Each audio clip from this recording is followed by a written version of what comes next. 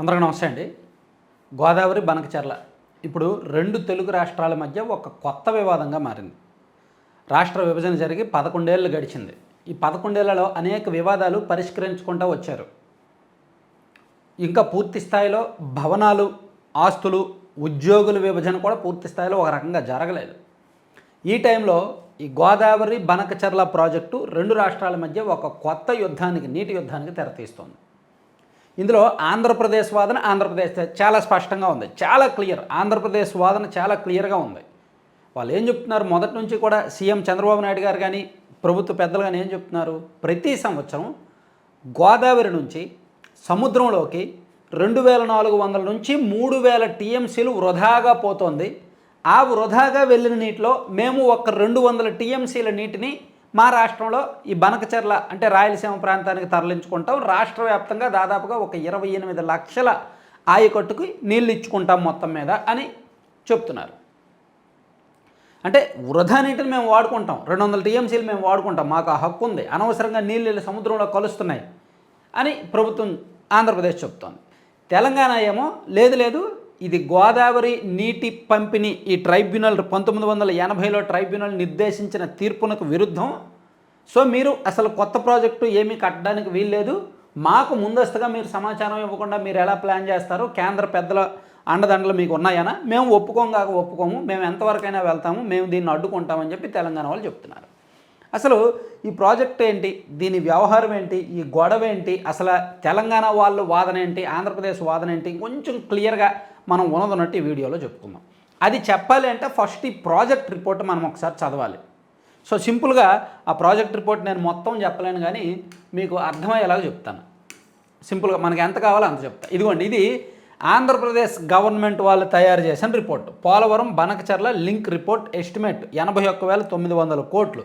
ఇది chief engineer Krishna delta system Vijayawada వాళ్ళు తయారు చేశారు. ఇది తెలంగాణ వాళ్ళు తయారు చేసిన రిపోర్టు. ఇదిగోండి, welcome to honourable members of parliament of all parties from Telangana. మొన్న ఆల్ పార్టీ మీటింగ్ జరిగింది కదా తెలంగాణలో. ఆ టైంలో అక్కడ ఉత్తమ్ కుమార్ రెడ్డి గారు, ఇరిగేషన్ శాఖ మంత్రి, ఆయన ప్రజెంట్ చేసిన రిపోర్టు. సో ఈ వీడియో చేయడానికి ముందు నేను ఈ 2 రిపోర్ట్లు చదివాను. తెలంగాణ వాళ్ళ అభ్యంతరం ఏంటి, ఆంధ్రప్రదేశ్ ప్రణాళిక ఏంటి, రెండూ చదివాను. సో అందుకే 2 రిపోర్ట్లు కూడా మీకు చూపిస్తున్నా. సో మీకు చెప్పాలంటే సింపుల్గా ఈ ప్రాజెక్ట్ ప్లాన్ ఏంటనేది చెప్తాను. మనకు ఆల్రెడీ తెలుసు కదా, పోలవరం ప్రాజెక్టు కడుతున్నారు. పోలవరం ప్రాజెక్టు అందరికీ ఐడియా ఉంది. ఇదిగోండి, పోలవరం ప్రాజెక్టు నుంచి మనకు ఆల్రెడీ పట్టిసీమ ద్వారా పవిత్ర సంగమంలోకి నీళ్లు వెళ్తున్నాయి. పోలవరం రైట్ మెయిన్ కెనాల్ ద్వారా ఇక్కడ పవిత్ర సంగమంలో నీళ్లు కలుస్తున్నాయి. సో దీన్ని మరికాస్త వెడల్పు చేసి, కాలువను మరికాస్త వెడల్పు చేసి, మధ్యలో ఉండే కొన్ని తాడిపూడి కెనాల్ లాంటివన్నీ కలుపుకొని, వెలగలేరు రెగ్యులేటర్ లాంటివన్నీ కలుపుకొని, ఆ జలాశయాల కాలువలకు కూడా నీళ్ళు ఇస్తూ కాస్త నీటి పరిధి, కాలువ పరిధిని పెంచాలి. ఇదిగోండి, ఇదేమో ఎగ్జిస్టింగ్ కెనాల్ 17,500 క్యూసెక్కులు నీటి ప్రవాహ పరిధి. ఇది పోలవరం రైట్ మెయిన్ కెనాల్. దీన్ని ప్రపోజ్డ్ అండ్ వైడనింగ్ కెనాల్ అని చెప్పి కొత్తగా ప్లాన్ చేస్తున్న కెనాల్ ఇది ఎగ్జిస్టింగ్ తాడిపూడి కెనాల్ ఇవన్నీ కలుపుకుంటూ వెళ్తుంది అనమాట. ఇది పోలవరం నుంచి పవిత్ర సంగమం వరకు సెగ్మెంట్ 1 అంటే ఫస్ట్ ఫేజ్ ఇది. ఇక సెకండ్ ఫేజ్ ఏంటంటే ఈ పవిత్ర సంగమం నుంచి బొల్లాపల్లి రిజర్వాయర్ వరకు, అంటే పల్నాడు జిల్లా కలుపుకుంటూ బొల్లాపల్లి రిజర్వాయర్ వరకు వెళ్తుంది అనమాట. ఇది second phase. Segment 2 Krishna river to Bollapalli reservoir. ఇక సెగ్మెంట్ 3 ఉంది, Krishna river to Bollapalli reservoir అయిపోయింది కదా. ఇక సెగ్మెంట్ 3 ఒకటి ఉంది, Bollapalli reservoir to Banakacherla regulator. ఇది మూడో plan. Segment 3 Bollapalli reservoir to Banakacherla regulator. ఇది మీకు ఏ ఏరియాస్ను కలుపుకుంటూ వెళ్తుంది అనే డౌట్ రావచ్చు కదా, దానికి నేను ఒకసారి మ్యాప్ చూపిస్తాను. సో మీకు మ్యాప్ అర్థమయ్యి ఉంటుందని అనుకుంటున్నా. మ్యాప్ కొంచెం కనిపిస్తుంది కదా.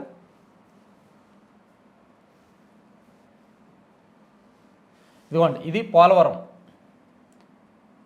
ఆఫ్ టేక్ రెగ్యులేటర్ది, ఇక్కడ నుంచి నీళ్ళు వస్తాయి. ఇది ఇలాగా, ఇదిగో ప్రకాశం బ్యారేజ్, ఇక్కడ పవిత్ర సంగమం ఉంటుంది, ఇక్కడికి వస్తాయన్నమాట నీళ్ళు.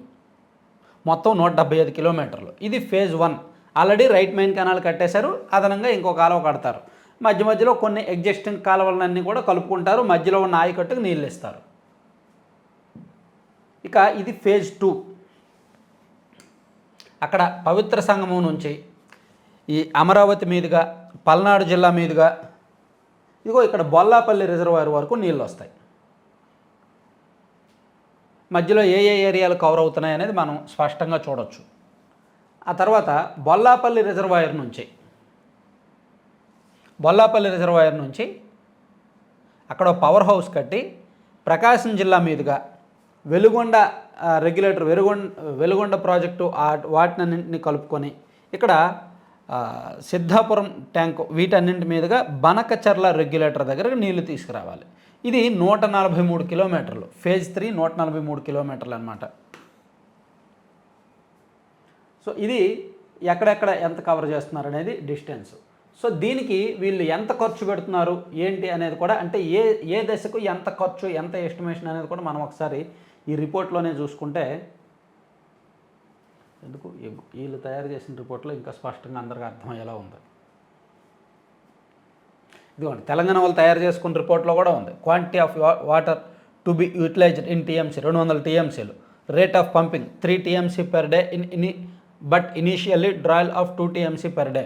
First drop point segment Krishna river upstream of Prakasam barrage. Second drop point segment 2 Krishna river to Bollapalli reservoir with 173 TMC capacity with a carrier of 25 TMC. Third drop point అంటే segment 3 Bollapalli reservoir to Banakacherla regulator. ఇది కరెక్టే.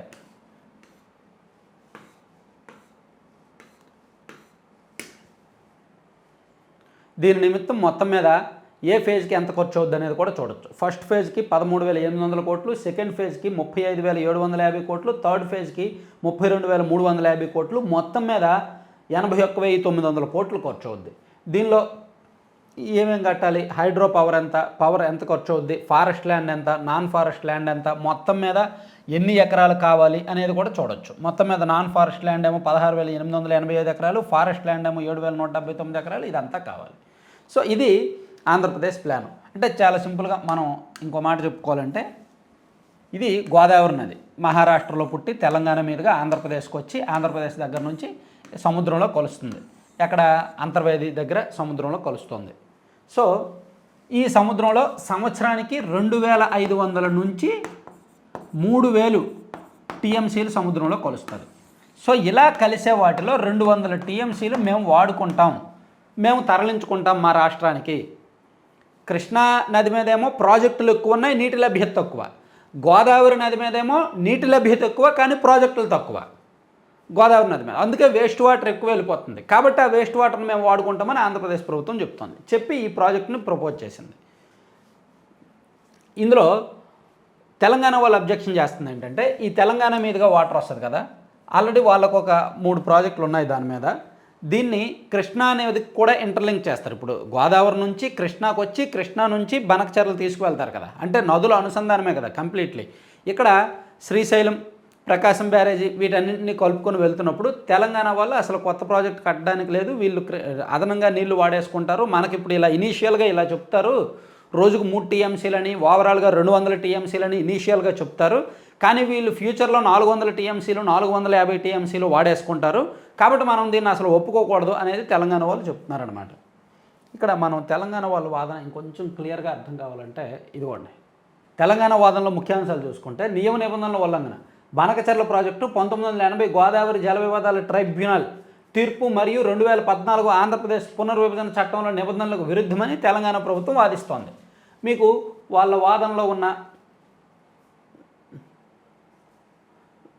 ఇదిగోండి, violations of law, PPA Polavaram project authority constituted as per section 90 of APRA అని చెప్తూ ఇదొక violation.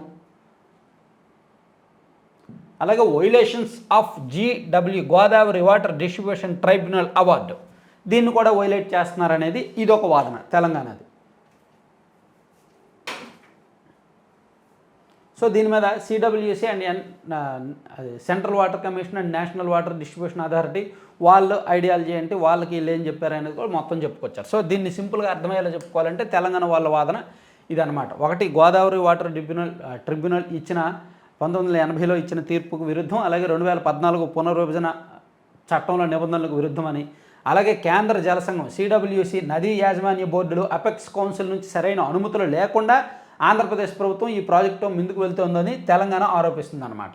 So Godavari జలాల్లో తెలంగాణకు 968 టీఎంసీలు, కృష్ణా జలాల్లో 558 టీఎంసీలపై చట్టబద్ధమైన హక్కులు కల్పించిన తర్వాతే ఆంధ్రప్రదేశ్ ప్రాజెక్టులు చేపడితే అభ్యంతరం ఉండదని పేర్కొంది. ఇది ఒక అడ్డగోలు వాదన, గుడ్డి వాదన.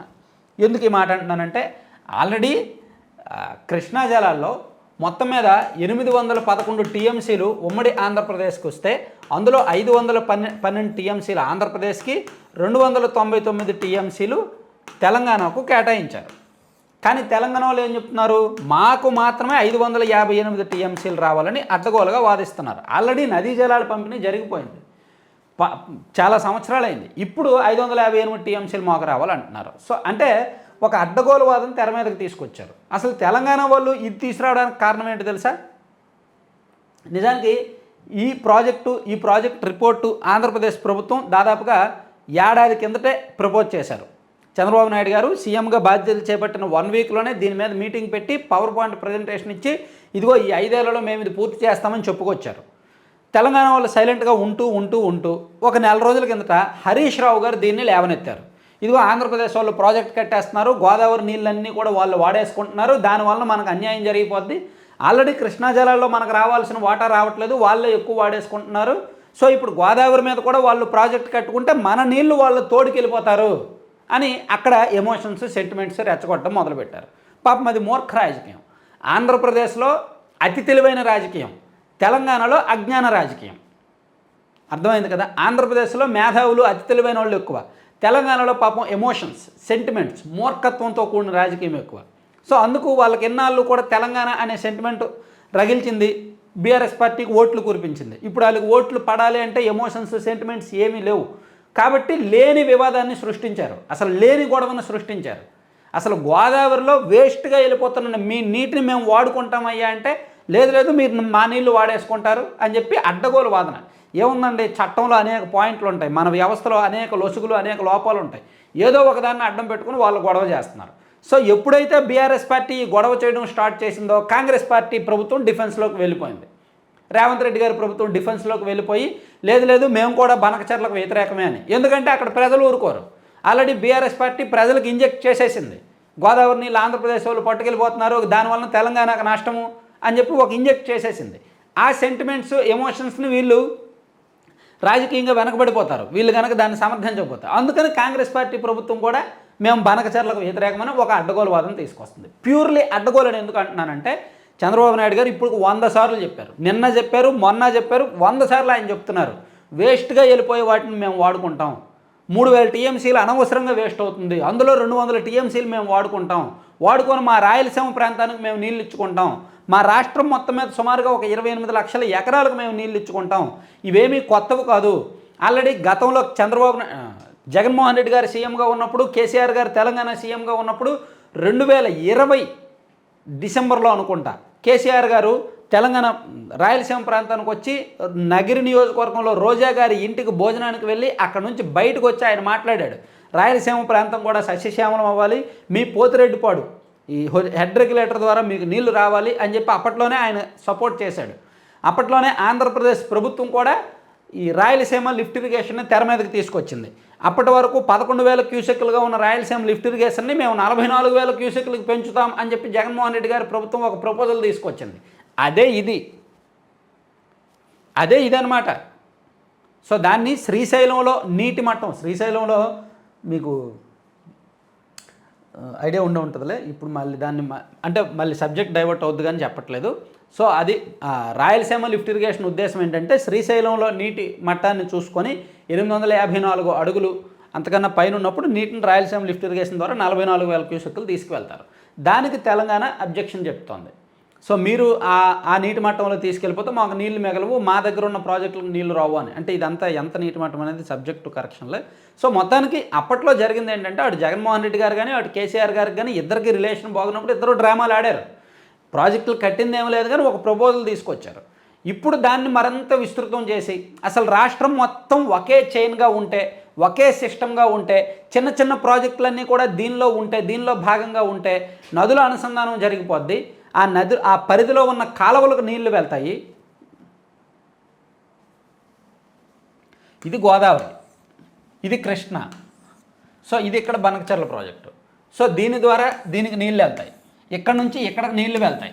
ఈ పక్కన ఉన్న ఇదిగోండి ఇక్కడ తాడిపూడి కావచ్చు, ఇక్కడ వెలుగొండ కావచ్చు, ఇక్కడ వైకుంఠపురం బ్యారేజీ కావచ్చు, ఇక్కడ బొల్లాపల్లి కావచ్చు, ఇవన్నీ కూడా దీనిలో కలుస్తాయి. సో వీటికి ఉన్న కాలువలకు కూడా నీళ్ళు వస్తాయి. ఇక్కడ ఆంధ్రప్రదేశ్ ప్రపోజ్ చేసింది అదే, చాలా సింపుల్. రాష్ట్రం మొత్తం ఒక జలహారం అన్నమాట. ఇక్కడ గోదావరి అలాగే ఈ గోదావరి నుంచి ఉత్తరాంధ్ర వైపు కూడా నీళ్ళు వెళ్తాయి. పురుషోత్తంపట్నం ప్రాజెక్ట్ ఉంది, వంశధార వరకు, శ్రీకాకుళం జిల్లాలోని వంశధార వరకు ఇటు నీళ్లు వెళ్తాయి. ఇటువైపు ఉత్తరాంధ్రకు నీళ్ళు వెళ్తాయి, గోదావరి జిల్లాలో నీళ్ళు ఉంటాయి, కృష్ణా బెల్ట్లో నీళ్ళు ఉంటాయి, పల్నాడు అండ్ ప్రకాశం ప్రాంతాలకు నీళ్ళు వెళ్తాయి, అక్కడ నుంచి రాయలసీమ ప్రాంతంలో ఉన్న బనకచెర్లకు నీళ్ళు వెళ్తాయి, బనకచెర్ల నుంచి మళ్ళీ ఇటువైపు తెలుగుగంగ, గాలేరి నగరి ఇటు కూడా నీళ్లు వెళ్తాయి. సో అక్కడ నుంచి ఇక్కడ వరకు రాష్ట్రం మొత్తానికి ఒక జలహారం వేయడానికి ఈ స్కీమ్ ఉపయోగపడుతుంది. సో రాష్ట్రం మొత్తం సస్యశ్యామలం అవుద్ది ఈ 200 టీఎంసీలతో. ఇది జరిగితే నిజంగా గేమ్ చేంజరే. ఆంధ్రప్రదేశ్లో ఇంకా ఈ సాగునీటి సమస్యలు అనేవి ఉండవన్నమాట. సో ఇది ఈ గేమ్ చేంజర్ని అడ్డుకోవడానికి రాజకీయంగా ఏం లేదు. నాకు తెలిసి ఈ గోదావరి బనకచెర్ల పూర్తయితే, నిజంగా ఈ అనుసంధానం పూర్తయితే చంద్రబాబు గారికి, ఆంధ్రప్రదేశ్ ఇప్పుడున్న కూటమి ప్రభుత్వానికి మంచి పేరు వస్తుంది. కాబట్టి జగన్మోహన్ రెడ్డి గారు తెర వెనక నుంచి బీఆర్ఎస్ పార్టీని రెచ్చగొట్టి, వాళ్ళని రెచ్చగొట్టి, అక్కడ తెలంగాణలో సెంటిమెంట్స్, ఎమోషన్స్ రెచ్చిపోతే వాళ్ళు అక్కడ ప్రజలను రెచ్చగొడితే, ఆ ప్రజల ఒత్తిడి మేరకు కాంగ్రెస్ పార్టీ ప్రభుత్వం రెచ్చిపోయి లేనిపోని స్టేట్మెంట్లు ఇస్తే, ఆ ఒత్తిడి ఆంధ్రప్రదేశ్ ప్రభుత్వం మీద పడి చంద్రబాబు గారు ఈ ప్రాజెక్టు విషయంలో కొంచెం ఇబ్బందిగా ఫీల్ అవుతారు, ప్రాజెక్టు ముందుకు వెళ్ళదు అనే ఎత్తు కావచ్చు మేబీ. ఎందుకంటే రాష్ట్రానికి మంచి జరుగుతుందంటే ఇక్కడ కూటమికి మళ్ళీ రాజకీయంగా ప్రయోజనం ఉంటుంది కదా, జగన్మోహన్ రెడ్డి గారికి నష్టమే కదా, మేబీ అది ఉండొచ్చు. ఎందుకంటే బీఆర్ఎస్ పార్టీకి జగన్మోహన్ రెడ్డి గారికి ఉన్న పొలిటికల్ రిలేషన్స్ మనకేమీ తెలియనివి కాదు, తెలుసు కదా. కాబట్టి నేను మళ్ళీ చెప్తున్నా, ఈ తెలంగాణ వాదన, వీళ్ళ వాదన అయితే మాత్రం కంప్లీట్గా అడ్డగోలు వాదన. వీళ్ళన్నీ కూడా ఊహాజనితం. వీళ్ళు ఇచ్చిన పాయింట్లన్నీ కూడా steps taken by the government upon learning that Andhra Pradesh has initiated the PB link Polavaram Banakacherla link scheme. The government of Telangana acted promptly and safeguarded its rights. Initiated correspondence with the GRMB PPA raising objections to the project terms of violations of section 84 of B and 85 of 8D of APRA 2014 and GWDT అంటే ఆంధ్రప్రదేశ్ పునర్విభజన చట్టం 2014, అలాగే గోదావరి నది నీటి పంపిణీ award అని చెప్పి దీని ప్రకారం మేము అడ్డుకున్నాము. సో ఇదిగో ఎప్పుడెప్పుడు ఏమేమి అబ్జెక్షన్స్ చేశాము అనేది చెప్తూ steps taken by the government అనేది ఏమేం చేశారు, ఎక్కడెక్కడ ఫిర్యాదు చేశారు, ఎక్కడెక్కడ కంప్లైంట్ చేశారు, ఆ కంప్లైంట్ ఎక్కడి వరకు వచ్చింది, కోర్టు నెక్స్ట్ ఏం చేయబోతున్నారు అనేది మొత్తం చెప్పుకొచ్చారనమాట. అంటే ప్యూర్లీ ఇందులో వాళ్ళు అబ్జెక్ట్ చేస్తున్న దేనికి కూడా అర్థం లేదు. Conscience of Telangana, rights on flood waters as per GWDT award, all co basin states have rights of flood waters. ఇది ఒక అడ్డగోలు వాదన. ఇప్పుడు గోదావరి నది తెలంగాణలో ఇక్కడ ఉంది, అలా దిగువన ఆంధ్రప్రదేశ్కి నీళ్ళు వస్తున్నాయి, వచ్చి అలా దిగువన సముద్రంలో కలుస్తున్నాయి. సో వాళ్ళు తెలంగాణలో వాడుకోగా మిగిలిన నీళ్ళు ఆంధ్రప్రదేశ్ వాడుకుంటాం అంటుంది. కానీ వీళ్ళు ఏమంటున్నారు, ఫ్లడ్ వాటర్ మీద అందరికీ రైట్స్ ఉన్నాయి అంటున్నారు. అయితే అక్కడ సముద్రంలో కలిసే నీటిని వాళ్ళు తీసుకెళ్ళిపోమనండి, తీసుకెళ్ళగలరా? తీసుకెళ్ళలేరు కదా. సో అది అంటే మూర్ఖపు వాదన ఒక రకంగా చెప్పుకోవాలంటే. The PBLP harms Telangana being co-terminus state in Godavari as per GWDT award. Telangana is a new state and its legitimate award needs are yet to be developed. Released proposal of Polavaram Banacharyala link project before realizations of the legitimate water rights of Telangana tantamount to impingement of water rights of Telangana. ఇవన్నీ కూడా పిచ్చివాదం. Rights on the assured waters, the rights of the assured water 1486 TMC was agreed as 968 for Telangana and 518 for Andhra Pradesh. చూసారా, గోదావరి మొత్తం నీళ్ళలో అంట తెలంగాణకు 968 TMCలు అంట, ఆంధ్రప్రదేశ్కు 518 TMCలు అంట. Construction of Telangana projects based on the assured waters will not in any way impinge the rights of AP అని చెప్పి వీళ్ళు ఏదో ఒక వాదన తీసుకొచ్చారనమాట. సో వీళ్ళు ఎన్ని వాదనలు తీసుకొచ్చినా ఒక్క కాస్త బేసిక్ కామన్ సెన్స్ ఉన్నవాడు ఆలోచించేది ఏంటంటే, నీటిలో ఏమంటే మీరు పారబోసిన నీళ్ళు మేము వాడుకుంటాం, మాకు ఇచ్చేయండి అంటున్నారు. ఒక బకెట్ నీళ్ళు మనం కింద పోసేస్తున్నాం, బాబు బకెట్ నీళ్ళు ఎలాగో వేస్ట్ అయిపోతున్నాయి, ఒక లోటాతో మాకు నీళ్ళు ఇచ్చేయండి అని చెప్పి తీసి మేము వాడుకుంటామని చెప్పి ఆంధ్రప్రదేశ్ ప్రభుత్వం అంటోంది. దానికి కూడా లేదు ఆ లోటాతో మీకు నీళ్ళు ఇవ్వడానికి రూల్స్ ఒప్పుకోవు, పారబోసే నీళ్ళే కదా ఇచ్చేయచ్చు కదా, ఇవ్వరంట. సో ఇది తెలంగాణ వాదన అనమాట. ఇది ప్యూర్లీ రాజకీయం అండి, అంతకుమించి ఏమీ లేదు. సో దీని పర్యవసానాలు ఎలా ఉంటాయని చూద్దాం. Thank you.